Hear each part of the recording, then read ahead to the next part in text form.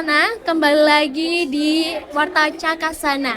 Nah, kali ini Warta Cakasana lagi ada acara yang spesial, yaitu bootcamp dan juga demo day, sekaligus sebagai penggabungan antara ITS dan juga kerjasama antara UNICEF. Jadi kali ini kami sedang bersama dengan Ibu Eni dan juga Ibu Yuanita. Ibu Eni adalah spesialis pendidikan UNICEF Indonesia. Selamat pagi Bu Ani. Selamat pagi. Dengan Ibu Yuanita, spesialis pendidikan UNICEF Jawa. Oke. Selamat pagi Ibu. Selamat pagi. Oke, jadi ini tentang pertanyaan yang ingin saya berikan, itu tentang UNICEF. Jadi untuk yang pertama, mungkin ini ada bahasa Inggrisnya, nggak apa-apa ya Bu, nanti saya translatein sedikit gitu ya. Soalnya awalnya saya pengen latihan bahasa Inggris gitu. Boleh, nggak Ya. apa-apa, Nggak apa-apa ya Bu? Nggak Boleh. apa-apa. Jadi untuk yang pertama, in general, from what I know, UNICEF is a body under United Nations that focuses on the development of children and women around the world. So, what are the duties of UNICEF? Like the main duties. Jadi, apa tugas utama dari UNICEF? Gitu. Iya, salah satu yang mendasari misi utama UNICEF di negara manapun UNICEF berada adalah pemenuhan hak-hak anak. Jadi hal ini tertuang dalam Convention on the Rights of the Child, di mana ada sejumlah hak-hak dari anak, termasuk hak terhadap akses layanan pendidikan berkualitas yang harus dipastikan terpenuhi oleh pemerintah, tentunya dengan dukungan development partner seperti UNICEF dan juga stakeholder lainnya yang mempunyai tugas untuk memastikan bahwa layanan-layanan dasar untuk setiap anak bisa diberikan seperti itu. Untuk Bu Yuanita? Sama, jadi paling penting itu memang satu tadi seperti yang dikatakan Bu Eni, tugas utamanya UNICEF itu adalah memastikan atau mengadvokasi pemenuhan hak-hak anak. Karena kadang kalau lagi bikin perencanaan, penganggaran pemerintah kan jarang di meeting pertemuan pembahasan ada Iya. anaknya toh. Iya. Jadi kita suara anak gitu. Oh, jadi kita begitu. kita mencoba mengadvokasi kepentingan-kepentingan anak. Salah satunya pendidikan tentunya. Jadi begitu ya Bu. Berarti yang paling penting itu untuk UNICEF itu adalah anak gitu ya. Hak anak, betul. Jadi karena emang kita lagi ngomongin anak atau children, jadi untuk pertanyaan kedua itu pastinya tentang anak-anak. Jadi why do children need special attention? Jadi kenapa anak-anak itu harus diberikan atensi yang lebih daripada orang yang biasa gitu? Yang pertama adalah kita tahu bahwa masa depan suatu bangsa ditentukan oleh kualitas sumber daya manusianya. Iya. Dan membangun sumber daya manusia tentunya dimulai dari anak. Sejak mereka berada di usia dini 0 sampai 6 tahun, kemudian sampai dengan mereka duduk di bangku sekolah, SD, SMP, SMA, sampai kemudian perguruan tinggi. Jadi anak adalah aset dari suatu bangsa. Masa depan suatu bangsa, gemilangnya suatu bangsa ditentukan oleh kualitas anaknya. Itu yang pertama. Yang kedua, kenapa anak perlu mendapatkan perhatian?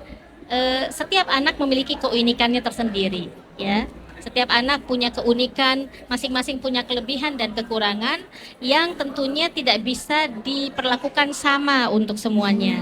Nah, oleh karena itu, perhatian terhadap anak ini memang perlu melihat apa yang menjadi kelebihan-kelebihan anak tersebut, apa yang menjadi kebutuhan-kebutuhannya, apa yang menjadi karakteristik-karakteristiknya, agar sedapat mungkin hal-hal yang diberikan kepada anak itu memang sesuai dengan apa yang menjadi baik itu bakat maupun kebutuhan si anak, termasuk juga untuk layanan pendidikan. Kita untuk setiap anak kita tahu setiap anak unik, punya kekuatan dan kelebihannya, kekuatan dan saya cenderung tidak mengatakan kekurangan ya, tetapi kekuatan dan kebutuhan yang berbeda-beda dalam mengikuti proses pembelajaran. Oleh karena itu, perhatian terhadap anak itu sangat krusial, termasuk karena dia adalah aset dari bangsa, dan juga termasuk juga karena mereka unik dengan karakteristiknya masing-masing.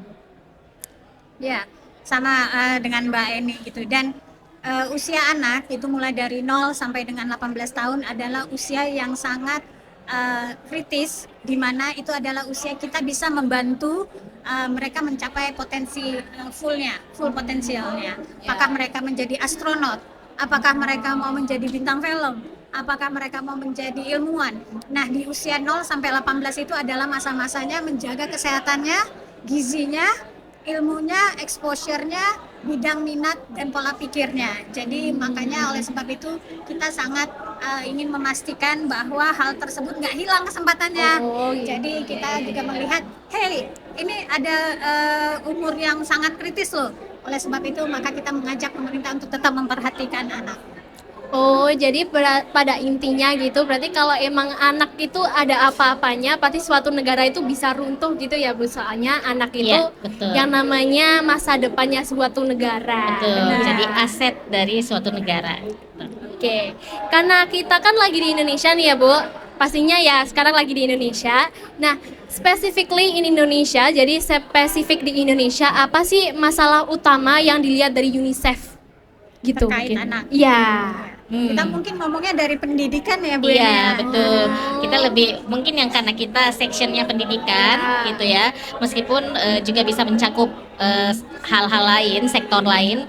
Namun kalau kita bicara tentang anak Indonesia dalam konteks pendidikan, yang pertama kalau kita bicara tentang pendidikan, kita selalu melihat dua hal, mengenai akses terhadap pendidikan dan mengenai kualitas dari layanan pendidikan itu sendiri. Kalau bicara tentang akses, untuk Indonesia kita masih banyak sekali populasi anak-anak kita yang tidak bersekolah.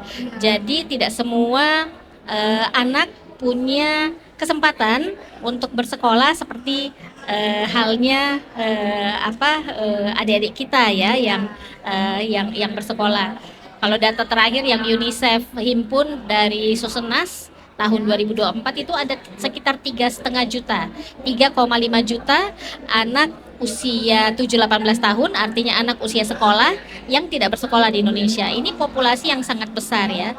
Nah, itu yang pertama. Kemudian kalau bicara dari segi saya selesaikan dulu untuk aksesnya ya. Nah, ada 3,5 juta anak-anak yang tidak bersekolah. Kebanyakan dari yang tidak bersekolah ini adalah anak-anak usia pendidikan menengah pertama dan menengah atas, usia 13 sampai dengan 18 tahun. Jadi kalau kita bicara tentang usia atau populasi anak tidak sekolah di Indonesia yang besarnya adalah 3,5 juta, sekitar 95% dari angka 3,5 juta itu adalah anak usia SMP. Ini menandakan bahwa mungkin masih banyak orang tua yang punya persepsi yang tidak menganggap adanya nilai tambah dari pendidikan menengah gitu ya. Tentunya di samping faktor-faktor lain yang menjadi penyebab anak tidak bersekolah, ada karena faktor kemiskinan, faktor geografis ya. Di banyak daerah di luar Jawa misalnya akses ke SMA terdekat itu masih cukup jauh ya. Anak-anak masih harus menggunakan transportasi, memerlukan misalnya biaya yang cukup besar untuk menjangkau sekolah. Jadi banyak faktor. Yang kedua adalah dari segi kualitas pendidikan. Nah, kalau kita bicara tentang kualitas pendidikan di Indonesia, kita kalau melihat data terkait dengan PISA adalah Program for International Student Assessment. Itu adalah program yang melihat sejauh mana kemampuan literasi, numerasi, dan skill anak diukur secara standar internasional. Posisi Indonesia dalam hal ini masih cukup rendah, berada di bawah beberapa negara ASEAN lainnya, termasuk berada di bawah Vietnam misalnya.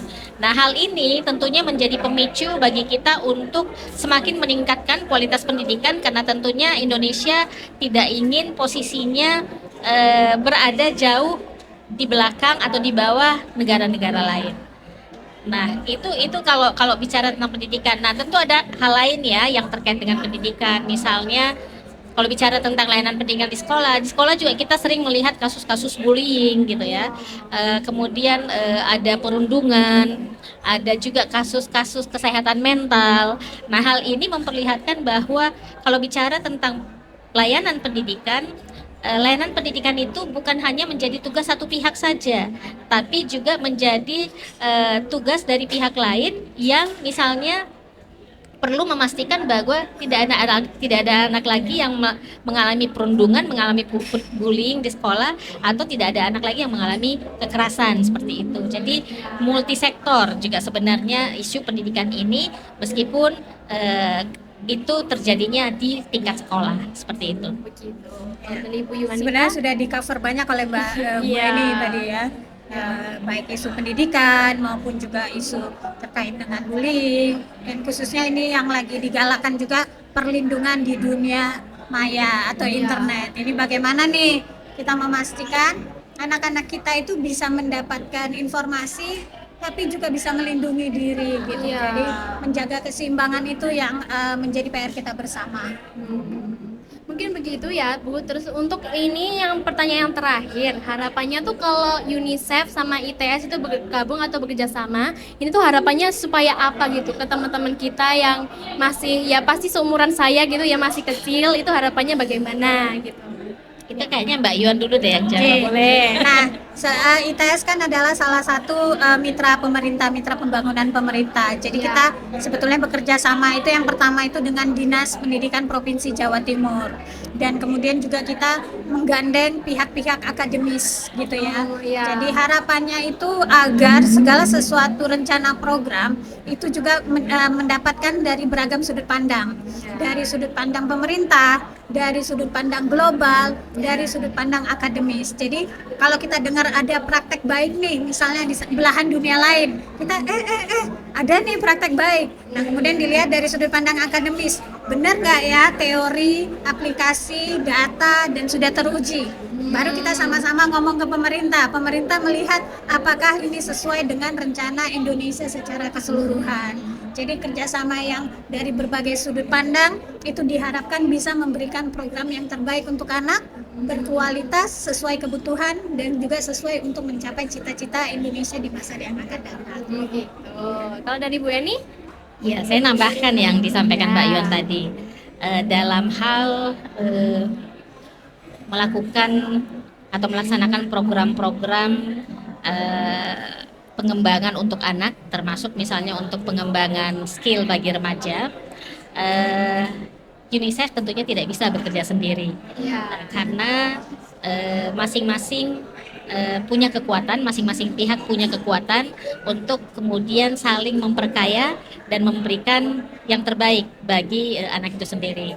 Nah, oleh karena itu UNICEF dalam berbagai program kerjasama yang dilakukan, termasuk dalam program Digital Skills di Jawa Timur ini, kita bekerja sama dengan ITS karena kita percaya teman-teman ITS punya keahlian-keahlian tertentu yang mereka lebih ahli di bidang itu jika dibandingkan dengan UNICEF. Selain itu kita juga perlu memastikan bahwa lembaga seperti UNICEF ini kami itu harus menentukan prioritas-prioritas dalam melakukan program kerjasama yang tidak bisa mungkin secara intensif betul berada di satu wilayah, tetapi ada mitra lokal yang ada di wilayah itu seperti halnya ITS yang ada di Jawa Timur yang sebenarnya bisa membantu keberlanjutan suatu program. Nah, itulah hal yang melatar belakangi kenapa perlunya UNICEF bermitra dengan berbagai pihak untuk pelaksanaan programnya, termasuk dengan universitas seperti ITS ini. Ya, mungkin begitu aja Bu. Terima kasih atas harapannya. Semoga anak-anak Indonesia jadi lebih baik daripada sebelumnya. Mungkin begitu saja Bu, karena waktu yang terbatas. Terima kasih. Terima kasih banyak. Terima kasih ya teman-teman Cakasana. Terima kasih. Menginspirasi. Terima kasih.